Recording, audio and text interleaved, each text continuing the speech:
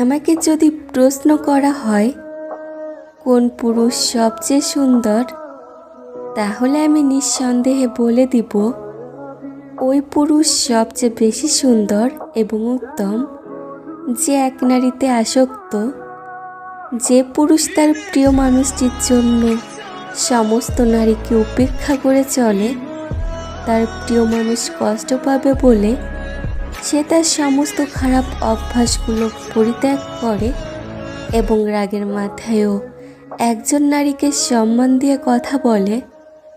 প্রতিটা নারীর জীবনে এমন একজন যত্নশীল পুরুষ আসুক যে তার সবটুকু দিয়ে আগলে রাখবে। একজন সুদর্শন পুরুষের চেয়ে একজন যত্নশীল পুরুষ উত্তম।